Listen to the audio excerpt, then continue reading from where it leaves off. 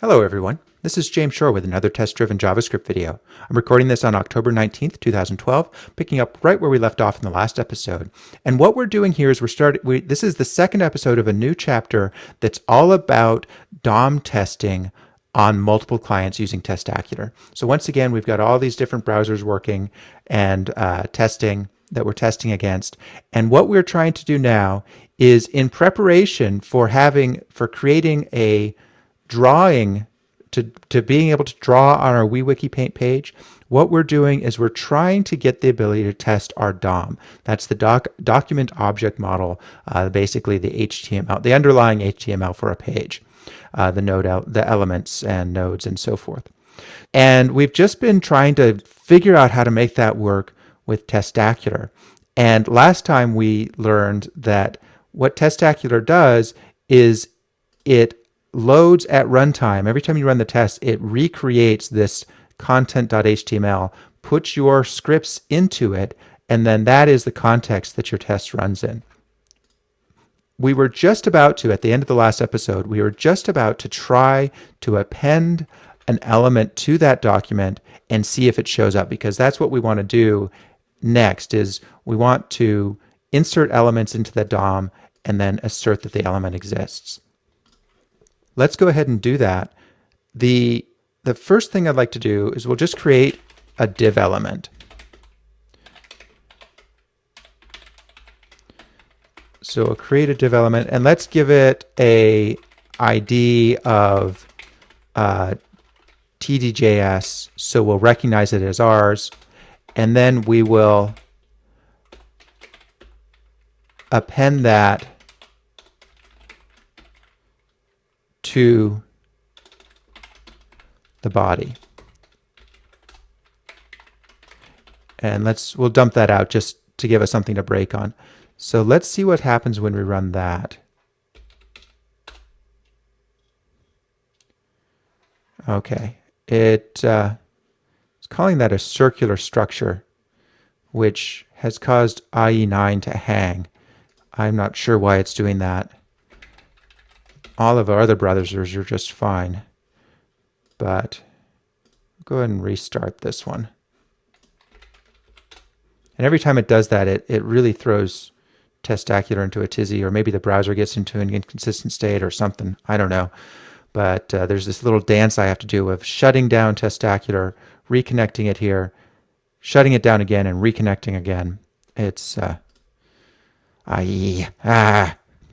Okay, so let's go ahead and load up our Chrome window, and we'll bring up the latest version of our test code, which I believe is always going to be at the bottom. I hope.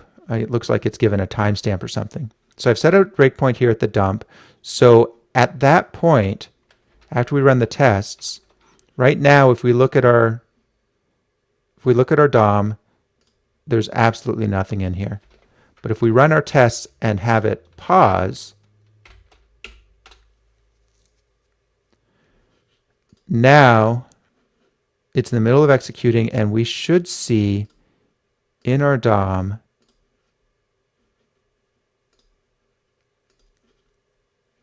there's our tag. Excellent. Excellent. Now, Testacular really ought to have helper methods to do this kind of stuff, but I don't know if it actually does. Okay, so that's good. That's good. So we're not going to dump this. Let's just delete that.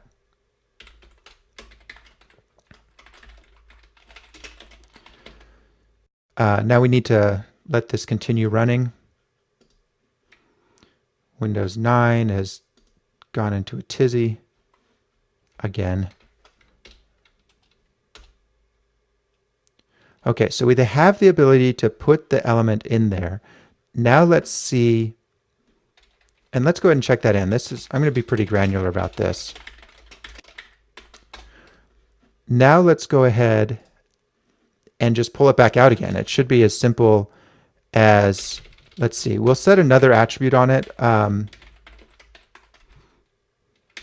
Set the attribute foo to bar.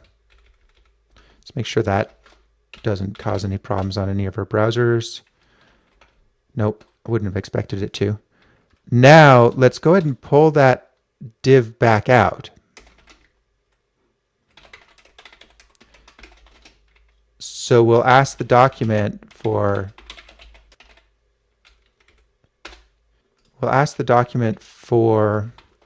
the element ID, which is TDJS. And now let's assert, let's expect extracted div dot get attribute foo to equal bar. Fingers crossed on this one. Okay, that looks like it worked. What happens if we take this out? Aha, all right, now we're getting somewhere. Now this is really fundamental stuff, but if we get this working, then the world is our oyster. What does that mean exactly? I don't know. Anyway, so yeah, we're getting somewhere now. Cool. Okay, so let's go ahead and commit this. So now let's actually make this into two files. So now let's make a client.js and let's see. I guess what we want to do is actually do this on load. Again, I always use jQuery because it's such a nice library. So I don't remember exactly how to do this. I think this is it. Let's just go ahead and prove that that worked. So we should see window loaded. Oh, dump is not defined. Oh, that's just our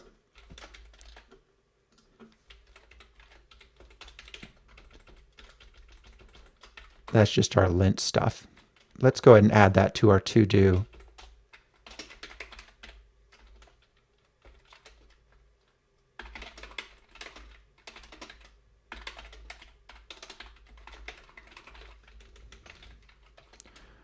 Okay. Yeah, breakpoint here, window loaded, perfect. So we're seeing this window loaded come through. We can take this out now. And wasn't that interesting? Firefox, Chrome, Safari. It's not showing up on IE. Heh. Heh. IE! Ah!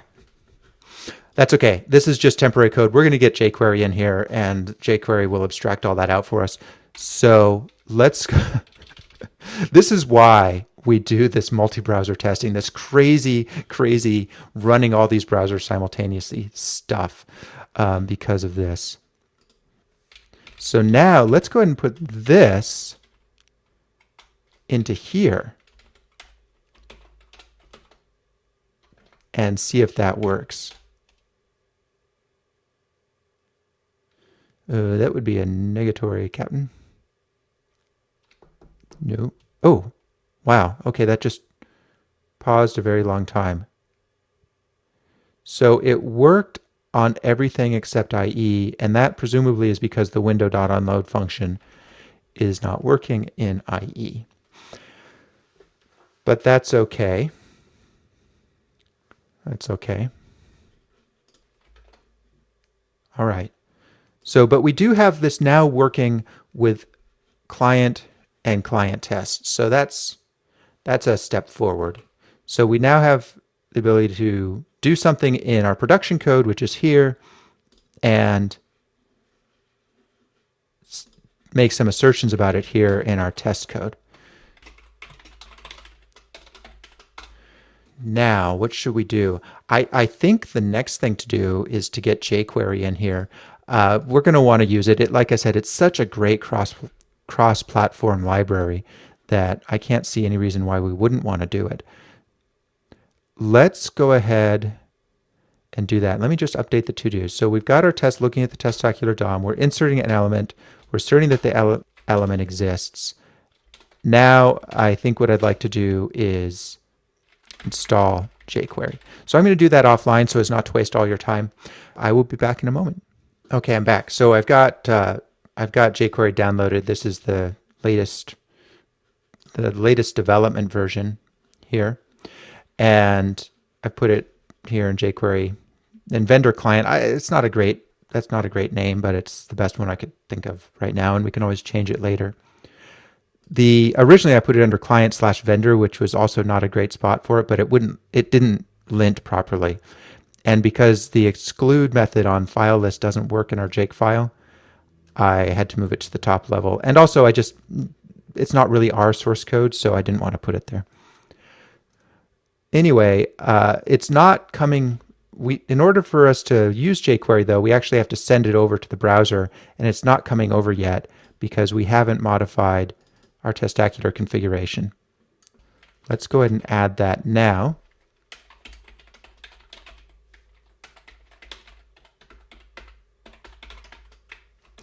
And you know what? I think we should move expect.js into vendor client as well. Well, actually, maybe not, because this is test code and this is production code. Well, I guess we can let that sit for longer. So now that we've modified our Testacular configuration, we should be able to rerun Jake and then in Chrome see that it's shown up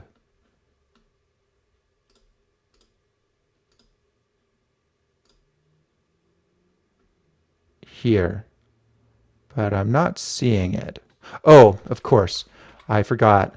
Whenever you change the configuration, you have to restart the server. So now we run this and then look in here. There it is, jQuery. Awesome. Okay, so now we should be able to go into here, and instead of saying on load, I believe it's just that.